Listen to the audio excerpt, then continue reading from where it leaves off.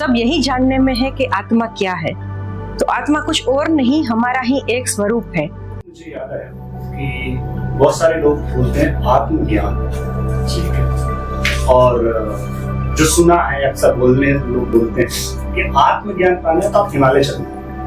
आध्यात्मिकता क्या है? आध्यात्मिकता प्रेम और अनुभूति का मार्ग है। एक आध्यात्मिक साधु संत जो आते हैं उनको आपके भविष्य का पता रहता है, उनको जीवन के चीजें पता रहती है। तो मेरा अगला क्वेश्चन यही है, क्या एक आध्यात्मिक व्यक्ति या आध्यात्मिक जो शक्तियां होती हैं, क्या भविष्य, क्योंकि आप एस्ट्रोलॉजर भी हैं, आप टैरो कार्ड रीडर हैं, क्या वो व्यक्ति महसूस कर सकता है जो भविष्य में होने वाला है? आत्मा और आध्यात्मिकता ये दोनों पूरक हैं, एक दूसरे के साथ चलते हैं, या दोनों ही अलग अलग चीजें हैं।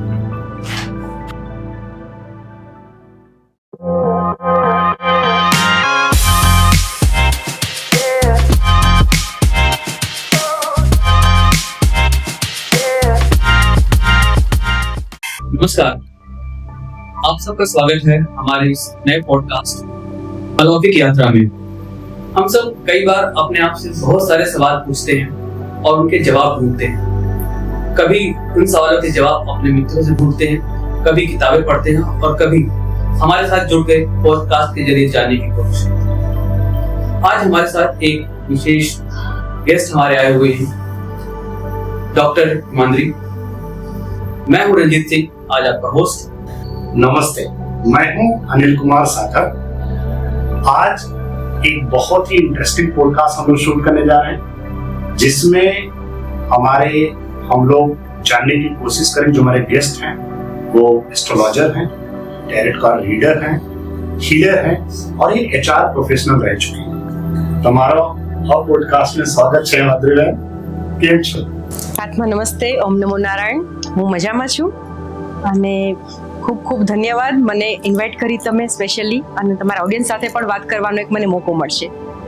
सॉरी, मेरी गुजराती बहुत अच्छी नहीं है, तो इससे जस्ट मैंने सीखा ही। और जब मैं आज होटल से निकला तो मैं एक गुजराती फ्रेंड है, उनसे बोला कि I want some lines for this, so उन्होंने दिया and which I try to use. अच्छा बोला आपने, मैंने वही बताया आपको कि आपका बहुत धन्यवाद, मुझे आपने इनवाइट किया है आज, और कुछ चीजें हम हमारे ऑडियंस के साथ शेयर करेंगे। जी, तो रंजीत, कुछ दिन पहले अगर तो याद हो तो मैं एक दिन पूछ रहा था कि आत्मा और जो हम कर्म करते हैं, ठीक है, इसका क्या कोई कनेक्शन है? और जो हम करना चाहते हैं जीवन में, क्या हमें ईश्वर वही कराता है कि या हम जो है कुछ भी करो? तो अगर याद हो, एक दिन हम लोग इसी बात पे चर्चा करेंगे। आज हम शायद इन सब चीजों को इस क्वेश्चन का आंसर जानने की कोशिश करेंगे हिमाद्री जी से, ठीक है? So that's how the things will. Himadri ji, जो पहला सवाल हम लोग का है वो सीधा सवाल बिल्कुल, कि ये आत्मा कुछ होती है, नहीं होती है, क्या होती है? मतलब मुझे तो आज तक कभी समझ ही नहीं आया। ये सवाल रंजीत जी बहुत सारे लोगों का होता है, और हमारे पास बहुत बार ये सवाल आ चुका है। सब यही जानने में है कि आत्मा क्या है। तो आत्मा कुछ और नहीं, हमारा ही एक स्वरूप है, हम खुद हैं। आत्मा एक ऊर्जा का अंश है और शुद्ध भौतिक एक स्वरूप है जो दिखाई नहीं देता। आत्मा के बारे में बहुत सिंपल एक चीज मैं बताऊं तो वो ना जन्म लेती है और ना मरती है, वो सिर्फ शरीर बदलती है। समय समय अंतर पर हम हमारे बॉडीज चेंज करते हैं। आपने सुना होगा कि 84 लाख योनियां पसार करके मनुष्य अवतार मिलता है। तो ये चीज क्या है? जब भी ईश्वर हमें कुछ लेसन सिखाना चाहते हैं तो हमें पृथ्वी पर भेजते हैं। सबसे पहले हमें पेड़ पौधे फल ये सब बनाते हैं, उसमें से धीरे धीरे हम पक्षी की योनि में, प्राणियों की योनि में आते हैं, और जब हम लेसन सीखते जाते हैं तब मोक्ष की ओर बढ़ते हुए हम मनुष्य अवतार में आते हैं। तो हमारा जो जैसे हिमाद्री एक नाम है ये शरीर का, तो ये शरीर के अंदर एक आत्मा है जो इनविजिबल है, वो बहुत ही एक सूक्ष्म स्वरूप होता है। जब भी ये शरीर का त्याग करना होगा और उसकी आगे की जर्नी होगी तो आत्मा ये शरीर से निकल जाएगी। अनेक जन्म जन्मांतर का जो भी नॉलेज है, जो भी ज्ञान है, वो हमारी आत्मा लेकर आएगी। तो आत्मा कुछ और नहीं, हम स्वयं है, बट हमें उसकी अनुभूति नहीं है। इसलिए हम ढूंढते रहते हैं कि आत्मा कौन है, कहाँ है, बट आत्मा हमारे अंदर है, हम स्वयं है। और जब भी मोक्ष की प्राप्ति होगी तब हम वहीं ब्रह्मरंध्र में लीन हो जाएंगे। और आत्मा का जो स्वरूप है वो सभी का समान ही है, बट अंतर क्या है, तो अंतर उनके एक्सपीरियंस, जो भी उनकी जर्नी में उनके अनुभव रहते हैं, जो भी वो कर्मा करते हैं, जो भी संचित कर्मा वो लेकर आते हैं और प्रेजेंट मूवमेंट में करते हैं, उसके अनुसार सभी की जर्नी अलग अलग होती है। बट आत्मा का जो मूल स्वरूप है वो प्रेम और ब्रह्मरंध्र में लीन होना, मोक्ष की ओर बढ़ना, वही है। तो यही है आत्मा। तो आत्मा से मुझे याद आया कि बहुत सारे लोग बोलते हैं आत्मज्ञान, ठीक है, और जो सुना है अक्सर बोलने लोग बोलते हैं कि आत्मज्ञान पाना है तो आप हिमालय चलो, ठीक है, या हिमालय पे ही ब्रह्मदेव बैठा हुआ व्यक्ति आत्मज्ञान पा सकता है। और हम जैसे लोग ऑफिस भी जाना है, घर गृहस्थी भी संभालनी है, ठीक है, लोगों से दिन भर में हम पता नहीं कितने सारे आत्माओं से जुड़ते हैं या जो मिलते हैं। इस सिचुएशन में क्या लगता है आपको, हमें, आपको या किसी को भी आत्मज्ञान मिल सकता है? और अगर मिल सकता है तो हम कैसे जाने कि हमें आत्मज्ञान की ओर बढ़ रहे हैं? जी बिल्कुल मिल सकता है, और ये बहुत सहज प्रक्रिया है। हम इसको बहुत हावी रूप में लेते हैं कि ये बहुत चैलेंजिंग होगा, या हमें संसार त्याग करके हिमालय की ओर चला जाना पड़ेगा या जंगल में चला जाना पड़ेगा, सब कुछ त्याग करना है। बट ऐसा है ही नहीं। इवन हमारे शास्त्रों को आप देखोगे तो राम अवतार, कृष्ण अवतार, सभी मतलब फैमिली, परिवार के बीच में ही रहे हैं। ईश्वर जब अवतार लेते हैं तो क्यों लेते हैं कि कुछ सीख हमको मिले। हम राम को भगवान की तरह मानते हैं, बट अगर हम उनके जीवन में से सीखे तो वो अच्छे बेटे थे, अच्छे पति थे, अच्छे पिता थे, अच्छे राजा थे। उन्होंने कुछ भी इतना त्याग नहीं किया है, सब कुछ साथ में रह के भी उन्होंने आत्मज्ञान किया है। तो आत्मज्ञान के लिए आपको कहीं जाने की जरूरत नहीं है। आत्मज्ञान मीन्स अवेयरनेस। हर क्षण, हर पल आपको अवेयरनेस होना चाहिए कि आपका बॉडी क्या रिस्पॉन्स कर रहा है, आपका माइंड क्या थॉट कर रहा है, और आपके इमोशंस हर परिस्थिति में कैसे हैं। आत्मज्ञान कोई रॉकेट साइंस नहीं है, या तो कोई ऐसी बड़ी चीज नहीं है कि जिसके लिए कोई आपको कोर्स करना पड़ेगा। स्पिरिचुअल गाइड या गुरु आपको मार्गदर्शन दे सकते हैं, बट ये सारी प्रक्रिया करनी आपको खुद है। ऐसा नहीं होगा कि आप किसी को कुछ पेमेंट कर देंगे या किसी के अंडर में चले जाएंगे 5 साल 10 साल तो आपका आत्मज्ञान हो जाएगा। कई बार ऐसा भी होता है कि संसार त्याग करके लोग मतलब त्याग के रास्ते पे जाते हैं, फिर भी आत्मज्ञान नहीं होता और वापस संसार में आते हैं। तो मान लीजिए ये जो आपने बोला कि हम लोग बात करते आत्मा की, और आपने स्पिरिचुअलिज्म या आध्यात्मिकता का भी जिक्र किया जी। तो थोड़ा अगर आप समझा सके कि आत्मा और आध्यात्मिकता ये दोनों पूरक हैं एक दूसरे के साथ? बिल्कुल, ये दोनों अलग चीजें है ही नहीं। मैंने जैसे बताया कि आत्मा बहुत सारा संचित ज्ञान लेके आती है, उसमें कुछ लाइफ लेसन्स भी होते हैं, कुछ कर्मास जो होते हैं वो भी होते हैं, और कुछ हमारे जो कार्मिक बंधन होते हैं। हम मनुष्य अवतार में सारी चीजें क्या करते हैं, हमारे जो भी संचित कर्म है उसका क्लोजर करते हैं, उसको क्लोज करना जरूरी है। तो वो सब कब होगा, जब आध्यात्मिक अनुशासन हमारे जीवन में होगा। जब तक आध्यात्मिक अनुशासन नहीं होगा तब तक हम नए कर्म करते जाएंगे और मोक्ष की ओर हम बढ़ नहीं पाएंगे। हम यही कर्मों के ही सब चीजों में अटके हुए रहेंगे। इसमें एक मतलब छोटा सा एक ट्विस्ट है, हम आत्मा बोल रहे हैं, हम आध्यात्मिकता भी बोल रहे हैं, तो तीसरा शब्द आता है धर्म। सो मैं तो बड़ा कंफ्यूज रहता हूँ हमेशा कि आध्यात्मिकता, आत्मा, धर्म, ये आखिर है क्या? क्या आत्मा में धर्म है, धर्म में आत्मा है, कि आध्यात्मिकता में धर्म है? ये जो पूरा ट्रायंगल है, अगर आप इसको थोड़ा सिंप्लीफाई करके हमें और हमारे दर्शकों को बता सके तो उनको समझने में ज्यादा आसानी होगी। कोशिश करती हूँ। धर्म जो है वो एक मार्ग है, एक रास्ता है। धर्मों में कुछ रूल्स एंड रेगुलेशंस हैं, जैसे कि सुबह उठना चाहिए, मंदिर जाना चाहिए, दिया करना चाहिए। ये सब हम क्यों करते हैं? क्योंकि हमारा कंसंट्रेशन बढ़े, थोड़े टाइम के लिए हम पॉजिटिव सोचे, कहीं ना कहीं हमें पॉजिटिव एनर्जी मिले और एक अनुशासन हमारी लाइफ में आए। आध्यात्मिकता क्या है? आध्यात्मिकता प्रेम और अनुभूति का मार्ग है। धर्म जब हमें ये बताता है कि आपको नियमित रूप से कुछ चीजें करनी है, बट कई बार क्या होता है कि धर्म हमें रिजिड बना देता है कि नहीं, ये चीजें करनी ही हैं। उसका एक एग्जाम्पल लेके मैं आपको बताऊं कि जो व्यक्ति मंदिर जाता होगा तो जरूरी नहीं है कि वो हमेशा सभी के लिए अच्छे विचार रखता होगा। तो मंदिर जाता है वो व्यक्ति धार्मिक है, बट मंदिर में जाके भी उसके मन में किसी के लिए खराब विचार है, किसी को परेशान करने की भावना है, तो वो आध्यात्मिक नहीं है। बट जो व्यक्ति आध्यात्मिक होगा, सबके लिए करुणा, ममता, प्रेम, त्याग की भावना रखता होगा, फिर जरूरी नहीं है कि वो मंदिर जाए, बट फिर भी वो इंसान जो है वो आध्यात्मिक है। तो रंजीत से बहुत इंटरेस्टिंग चीज मुझे किसी ने बताया था कि जो धार्मिक व्यक्ति है, ठीक, उसके लिए प्रोसेस है, सारी चीजें। जैसे कि अगर आप देखो कि आप या कोई भी हो जो आदमी सुबह से शाम तक पूजा करता है, डिसिप्लिन है, जो भी है, वो मार्ग है। लेकिन जो ऋषि मुनि देखिए जो हिमालय बैठे हुए, उनके पास तो धूप बत्ती जलाने की भी वहां पे चीजें नहीं मिलती, बट वो आध्यात्मिक, वो आध्यात्मिक उस उच्चतम शिखर की ओर बढ़ रहे हैं जहां पे उनको ना वो प्रेस की जरूरत है, ना प्रोसेस की जरूरत है, वो उस लेवल पे क्रॉस कर चुके हैं। तो जो धार्मिक व्यक्ति कह सकते हैं कि वो एक मार्ग है, एक मतलब पहला स्टेप, बेबी स्टेप्स। तो रंजीत, इससे एक चीज बड़ी याद रहती है। लोग कहते हैं, कई लोग मैंने देखा है, कहते मैं जाग गई, मेरी अंतरात्मा जाग गई, ठीक है। तो मैंने जैसे इसलिए किसी ने ट्वीट कर दिया अलार्म बजा, तो मेरा माधवी जी क्वेश्चन ये है कि कैसे पहचाना जाए कि आध्यात्मिक मैं या स्वयं मैं आध्यात्मिक जागरूकता की ओर बढ़ रहा हूं, ये कैसे कोई पहचान सकते हैं नॉर्मल आदमी अगर? बिल्कुल, जब आध्यात्मिक जागरूकता या तो सेल्फ रियलाइजेशन आ जाता है तब व्यक्ति बहुत शांत हो जाता है।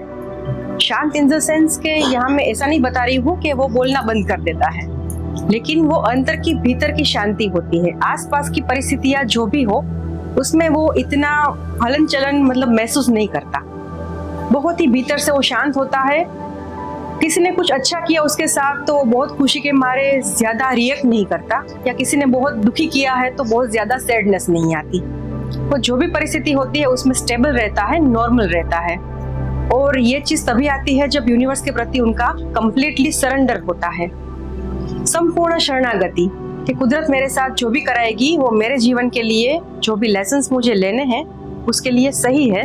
अगर खुशी है तो खुशी में इतना हमें इतराना भी नहीं है, अगर गम है तो गम में इतना उदासीनता में भी नहीं जाना है। हर सिचुएशन में हमारा एक समान व्यवहार रहना चाहिए। तब हमें समझना है कि हाँ रियली हम मतलब सेल्फ रियलाइजेशन की ओर बढ़ रहे हैं। बट माधुरी जी, अगर कोई व्यक्ति ज्यादा ही सेल्फ रियलाइजेशन की तरफ बढ़ गया तो कहीं वो समाज से कट न जाए, अपने परिवार से बिल्कुल, जिसे बोलते हैं ना, विरक्ति की भावना न उसके अंदर आ जाए, तो फिर वो समाज के लिए व्यक्ति उपयोगी नहीं रह जाएगा। अगर इतनी व्यक्ति की भावना में आ जाएगा तो इस बारे में आपके क्या विचार हैं? क्या ऐसा व्यक्ति जिसे बोलते हैं ना फैमिली लाइफ जीने के लायक है भी कि नहीं है, जो कि पूरे तरीके से व्यक्ति के भाव में चला जाए? सही देखा गया है कि बहुत ज्यादा रिलीजियस या स्पिरिचुअल एक्टिविटी की वजह से व्यक्ति वैराग्य की ओर जाता है और अपनी जो भी ड्यूटीज होती है फैमिली के प्रति, समाज के प्रति, वो मतलब पूरा उसके प्रति उसका कोई भान नहीं रहता है। तो सही बात है कि ऐसा कई बार होता है, बट कुछ केसेस में क्या है कि वो उसकी यूनिवर्सल जर्नी है जो डिसाइड की गई है, या तो उसके कर्म वहां पे कंप्लीट हो गए हैं। मोह, रंजीत जी, एक ऐसी चीज है कि वो कभी छूटेगा नहीं।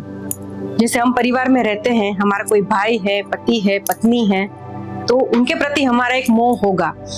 बट कई बार अगर उसकी लाइफ जर्नी में ये डेस्टिनी में लिखा है कि इतने सालों के बाद इससे संसार त्याग करके उसकी जर्नी आगे की कुछ और है, तो वो उसे उस तरफ जाना ही पड़ेगा। तो कई चीजों में ये समझने की जरूरत है कि मोह को हटाकर हम हमारी लाइफ जर्नी को देखें। गुड। सो रंजीत, अक्सर मतलब जब बचपन में थे तो दादी या मम्मी लोग बोलते थे कि एक आध्यात्मिक साधु संत जो होते हैं उनको आपके भविष्य का पता रहता है, उनको जीवन की चीजें पता रहती है। तो मेरा अगला क्वेश्चन यही है, क्या एक आध्यात्मिक व्यक्ति या आध्यात्मिक जो शक्तियां होती हैं, क्या भविष्य, क्योंकि आप एस्ट्रोलॉजर भी, आप एरो का रीडर है, क्या वो व्यक्ति महसूस कर सकता है जो भविष्य में होने वाला है, या जो कह लीजिए प्रिडिक्शन जिसको बोलते हैं, क्या वो प्रिडिक्ट कर सकता है अपने आप को? कि आध्यात्मिक शक्तियां जिसके अंदर आने लगती है या स्पिरिचुअलिटी जिसके आने, क्या ऐसा वाकई संभव होता है? संभव है, और ये कोई चमत्कार या जादू नहीं है, बट ये उनका अभ्यास होता है। किसी का भविष्य बताने के लिए दो चीजें होती है। एक तो साधन बेस्ड पद्धति, कि जिसमें हम साधन का उपयोग करते हैं। कैसे? तो या तो उसकी पत्रिका सामने आ जाए, तो उनके जो प्लेनेटरी इफेक्ट हैं, आगे चल के जो ग्रह राशि परिवर्तन करने वाले हैं, उसके हिसाब से अनुमान लगाया जा सकता है। सेम वे में टेरो कार्ड या न्यूमेरोलॉजी, उसके हिसाब से भी हम बता सकते हैं कि इसकी लाइफ जर्नी ये होगी। जैसे किसी का अष्टम भाव पीड़ित हो रहा है, तो हम बता सकते हैं कि कुछ हेल्थ रिलेटेड इश्यू आएंगे। फर्स्ट हाउस पे अगर कोई पाप ग्रह का परिवर्तन होने जा रहा है, तो उसको एंजाइटी डिप्रेशन आएगा। तो ये एक भविष्य की संभावना है। टेरो कार्ड में भी सेम इस तरह से हम चेक कर सकते हैं कि भविष्य में आने वाली कौन सी घटनाएं उनके साथ बनने वाली है। दूसरा चीज है असाधन। तो असाधन कब होता है? कि जब कोई योगी, साधक, हीलर, उनकी ऑरा इतनी उन्होंने पावरफुल कर रखी है, उनके 7 चक्रास बैलेंस कर रखे हैं, तब ऑरा इंटरकनेक्ट होती है। हमारा शरीर का एक लिमिट है, ऑरा का कोई लिमिट नहीं है। जैसे मैं यहाँ पे बैठी हूँ तो मेरी ऑरा बहुत आगे बढ़ चुकी होगी, आप वहां पे बैठे हो तो आपकी ऑरा आगे बढ़ चुकी होगी। भले हम एक दूसरे को टच ना करें, बट हमारी ऑरा इंटरकनेक्ट करती है। तो जब भी ऐसा कोई साधक व्यक्ति अगर किसी दूसरे व्यक्ति को दूर से भी मिलेगा, तो कुछ इंट्यूशंस या साइन उन्हें आना शुरू हो जाएगा। तो उस पर से उसे अंदाजा लग जाएगा कि सामने वाला व्यक्ति खुश है, दुखी है, या कौन सी संभावना से पीड़ित है। अभी कल ही एक ऐसी घटना मेरे जीवन में आई, उसका मैं आपको एग्जांपल देती हूँ। 2 लड़कियां मुझे मिलने आई थी, कुछ कुंडली के रिलेटेड ही चीज डिस्कस हो रही थी। तो उसमें से एक लड़की को मैंने बोला कि तुम्हारे में वाटर की बहुत मुझे कमी लग रही है, तुम्हें पानी पीना चाहिए, और कोई एक चीज है जो तुम्हें बहुत खटक रही है, और स्लीप डिसऑर्डर भी है, तुम सो नहीं पा रही हो। उसने बोला मैम आपने कैसे ये बताया? तो वो असाधन मार्ग था जो मेरी प्रैक्टिस रही है। उनकी ऑरा से मुझे कुछ इंट्यूशंस आए, जिसके बेस्ड पर मैंने ये प्रेडिक्ट किया था। तो आपने कहा वो बिल्कुल सही बात है, बट वो इतना इजी भी नहीं है। उसके लिए बहुत सालों की अभ्यास, प्रयत्न और वो सब लगता है। तो एक मेरा बहुत ही चाइल्डिश क्वेश्चन है। टीवी में जब आप सोचिए रामायण आते थे, महाभारत आते था, तो हमने देखे एक भगवान है, ठीक है, उनके सराउंडिंग में एक तेज दिखा जी, ठीक है। तो क्या आप वो बताने की कोशिश कर रहे हैं कि जो ऑरा की आप बात कर रही है, वो समथिंग है कि जो आदमी जब वो अपने चक्रास बैलेंस करता है, या कह लीजिए कि स्पिरिचुअल मार्ग पे है, तो वो ऑरा उसको सर्कल बनाता है या जो प्रोटेक्ट करने की कोशिश करते हैं, जो आप ऑब्वियसली से नहीं देख सकते, या इसी से रिलेटेड जो है, जो मैं अक्सर कई बार देखा हूँ, मूड स्विंग जो है। जैसे कई बार क्या होता है कि हम किसी व्यक्ति को जानते नहीं, पहचानते नहीं, पर उसकी शक्ल देख के इरिटेशन होती है, ठीक है, वो कहीं जा रहे हैं, मतलब उससे हमारा कोई लेना देना नहीं है, बट पता नहीं कि उसकी शक्ल देख के इरिटेशन। अब कई लोग जो अनजान है, हम जानते भी नहीं, पहचानते भी नहीं, मिला उससे 5 मिनट बात कर दिल खुश हो जाता है। तो something you talking about? Yes, हमारे शरीर के बाहर एक आभा मंडल होता है, इनविजिबल एक प्रोटेक्शन लेयर होता है, उसे हम ऑरा कहते हैं। ये ऊर्जा का विषय है। तो जो पॉजिटिव व्यक्ति होगा, स्पिरिचुअल प्रैक्टिसेस में होगा, उसकी ऑरा शांत होगी, पॉजिटिव होगी। और जो नेगेटिव व्यक्ति होगा, किसी को कर्स करता होगा, परेशान करता होगा, या हर तरह से उदास और नेगेटिव थॉट्स रिलीज कर रहा है, तो उसकी ऑरा नेगेटिव होगी, डार्क होगी। तो जब पॉजिटिव ऑरा नेगेटिव ऑरा से मैच करेगी, भले डिस्टेंस में भी, तो भी ये चीज जो आपने किया वो हम एक्सपीरियंस करते हैं। तो बिल्कुल सही बात है, यही आभा मंडल है, यही आभा मंडल है। तो एक जो नॉर्मल आदमी होता है, जैसे एक नॉर्मल आदमी अगर हम ये चीजें ऑरा और सबकी बात करेंगे, क्या बकवास कर रहे हैं, मतलब हो सकता है वो बोले कि ये क्या चीजें बोल रहा है कि ऐसा। तो अगर एक नॉर्मल आदमी जो कि दिन भर अपना काम, जो भी नॉर्मल है, अगर उसको एक जैसे कह लो कि मैं जादू नहीं बोल रहा हूँ, बढ़िया, अगर उसको बोलो कि एग्जाम्पल देने की कोशिश करें या उसको महसूस करें, तो कैसे वो फील कर सकता है? चीज है कि हम बचपन से ही फील करते आए हैं। जैसे अगर आपने छोटे से बच्चे को देखा होगा, तो बच्चा नींद में रोता है, तो सिंपल उसकी मदर, फादर या घर का कोई भी व्यक्ति उसके सिर पे या उसके बॉडी पे हाथ रखता है, तो डायरेक्टली वो बच्चा एनर्जी फील कर पाता है और वो शांत हो जाता है। तो ये नॉर्मल व्यक्ति की ही बात है कि ऑरा हम फील करते हैं। दूसरे एग्जाम्पल में, अगर कोई व्यक्ति परेशान है, उसके मित्र के पास जाता है थोड़ी देर बैठता है, उसका मित्र उसकी सारी बातें सुन के थोड़ा हल्का सा उसके कंधे पे हाथ रख देगा या उसके हाथ पे हाथ रख देगा कि सब ठीक हो जाएगा, तो वो व्यक्ति शांत हो जाता है। तो इसे एनर्जी ट्रांसफर कहते हैं। बट ये समझ के बाहर ये चीजें हो रही है, इसलिए ये ट्रेंड हीलर नहीं है, बट हम एवरीडे हीलिंग करते रहते हैं एक दूसरे की। तो ये वही है कि ये ऑरा कनेक्शन है और एनर्जी ट्रांसफर है। तीसरे एग्जांपल में बताऊं तो जब भी हम गुरु या माता पिता से आशीर्वाद लेते हैं तो हम क्या करते हैं, पैर छूते हैं, मतलब हम उनके रूट चक्रा को टच कर रहे हैं। और वो क्या करते हैं, हमारे सिर पे हाथ रखते हैं, तो वो हमारे क्राउन चक्र को टच करते हैं, तो एनर्जी का एक सर्कल बनता है। तो this is also energy transfer.